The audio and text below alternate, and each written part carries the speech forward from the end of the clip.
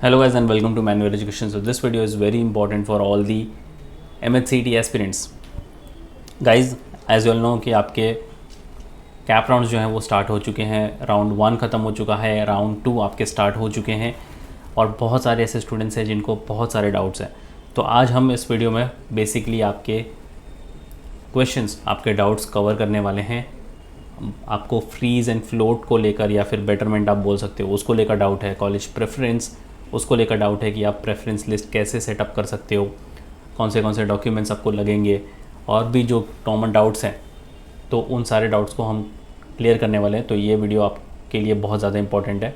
इस वीडियो को अच्छे से देखना और शेयर भी करना अपने सारे फ्रेंड्स के साथ भी जो कैप राउंड में पार्टिसिपेट कर रहे हैं और जिनको ये सारे क्वेश्चंस रेज हो रहे हैं। So let's start with the video. तो सबसे पहला जो क्वेश्चन हमारे पास आया है वो है how to set the preference list. अब प्रेफरेंस लिस्ट को लेकर काफ़ी सारे स्टूडेंट्स का डाउट है कि उन्हें अच्छे से अच्छा कॉलेज चाहिए, उनके परसेंटाइल्स अच्छे आए हैं, अच्छे नहीं आए हैं, तो प्रेफरेंस लिस्ट कैसे सेट करें। तो उसके लिए preference list needs to be set based on your percentile, your preference of colleges and college cut off. अब तीन तरीके से आप अपनी प्रेफरेंस लिस्ट सेट कर सकते हो। सबसे पहले बात कि आपका परसेंटाइल क्या आया है। अगर आपका परसेंटाइल 90 से लेकर 95 के बीच में आया है, 95 से लेकर 98 के बीच में आया है, या आपने 99 प्लस परसेंटाइल्स स्कोर किया हुआ है, तो आप डेफिनेटली टॉप 5 कॉलेजेस को टारगेट करोगे। बट अगर आपका परसेंटाइल फॉर एग्ज़ाम्पल 80 to 85 आया है, 80 से नीचे आया है, तो ऑब्वियसली आप टियर 3 वाले कॉलेजेस को टारगेट करोगे। उसी हिसाब से आपकी प्रेफरेंस लिस्ट भी सेट होगी। अगर आपने अच्छा परसेंटाइल स्कोर किया है तो ऑब्वियसली आपके प्रेफरेंस लिस्ट में टॉप से टॉप कॉलेज होगा। कॉलेज के कट ऑफ्स भी काफ़ी डिपेंड करते हैं कि अगर फॉर एग्ज़ाम्पल XYZ कॉलेज है जिनका कट ऑफ 99 पर क्लोज़ हुआ है बट आपका परसेंटाइल आया है 98, तो ऑब्वियसली आपके हाथ से ये वाला कॉलेज तो चले जाएगा। फिर आपको ABC कॉलेज टारगेट करना पड़ेगा जिसका परसेंटाइल 98 पर क्लोज़ हुआ है, तो आपको ऑटोमेटिकली वो वाला कॉलेज अलॉट हो जाएगा। तो प्रेफरेंस लिस्ट आप 3 तरीके से सेट कर सकते हो बेस्ड ऑन योर परसेंटाइल, आपके प्रेफरेंस कि आपको वो कॉलेज कितना पसंद है, कितना ईगरली या कितना डेस्परेटली आप उस कॉलेज में जाना चाहते हो, और कॉलेज के कट ऑफ्स क्या हैं। तो आई होप कि पहला क्वेश्चन सारे स्टूडेंट्स का डाउट क्लियर कर गया होगा। Moving on to the next question which is will I get college in other round if I go for betterment. अब बेटरमेंट को भी लेकर काफ़ी सारे स्टूडेंट्स का डाउट है। तो बेटरमेंट बेसिकली क्या होता है, फ्लोट ऑप्शन होता है। पहले हमें एक ऑप्शन आता था फ्रीज़ एंड फ्लोट, याद है? तो अब फ्लोट को बेटरमेंट का नाम दे दिया गया है। तो बेटरमेंट क्या होता है कि आप फ्लोट ऑप्शन चूज़ करते हो।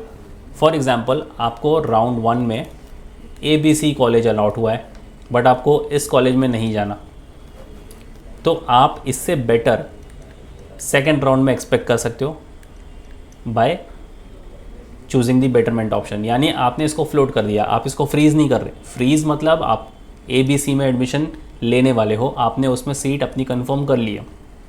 बट बेटरमेंट सिंपली मीन्स कि आप राउंड 2 में पार्टिसिपेट कर रहे हो सो दैट आपको ABC से बेटर XYZ कॉलेज लग रहा है और उसके मिलने के ज़्यादा चांसेस आपको लग रहे हैं राउंड 2 में, तो आपने उसको बेटरमेंट के लिए चूज़ कर लिया।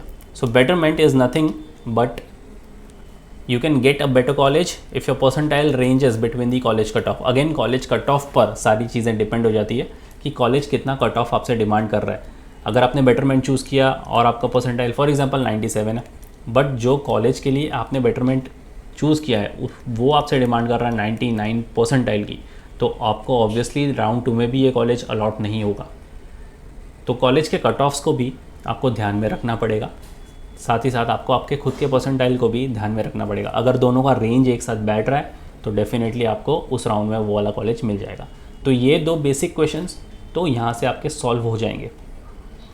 Moving on to the next one, what is betterment and freeze. तो freeze means accepting the allotted college. जैसे कि मैंने बोला आपको राउंड 1 में कॉलेज XYZ अलॉट हो चुका है, आपको ये कॉलेज ही पसंद था, आपको इसी कॉलेज में जाना था, तो आपने इसको फ्रीज़ कर लिया। अब फ्रीज़ करने के लिए आपको इनकी सीट एक्सेप्टेंस फ़ीस होती है विच इज़ 1000 रुपीज़, वो आपको पे करनी है। XYZ कॉलेज में आपको विज़िट करना है अपने सारे डॉक्यूमेंट्स लेकर। डॉक्यूमेंट्स कौन से लगेंगे वो भी हम कवर करेंगे। तो ये सारे डॉक्यूमेंट्स आप लेकर जाओगे, उनको फिज़िकली वेरीफाई करवाओगे। जो भी इस कॉलेज की फ़ीस होगी आप फ़ीस पे करोगे और वहाँ से आपका एडमिशन जो है वो कंफर्म हो जाएगा। ये तो होगी फ्रीज़ वाली बात। अब बेटरमेंट क्या है? Opt for betterment as the post allotment choice. Post allotment means क्या?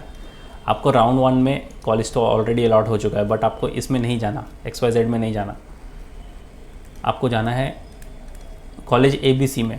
तो आप राउंड 2 में ABC को अपनी प्रायोरिटी लिस्ट में नंबर 1 पे रखोगे। आपको राउंड 2 में भी अगर ABC नहीं मिला तो आप राउंड 3 में पार्टिसिपेट करोगे फॉर ABC कॉलेज। तो ये बेसिकली होगा आपका फ्रीज एंड फ्लोट, यानी बेटरमेंट ऑप्शन भी आप बोल सकते हो। फोर्थ क्वेश्चन है which documents are required to be submitted in colleges.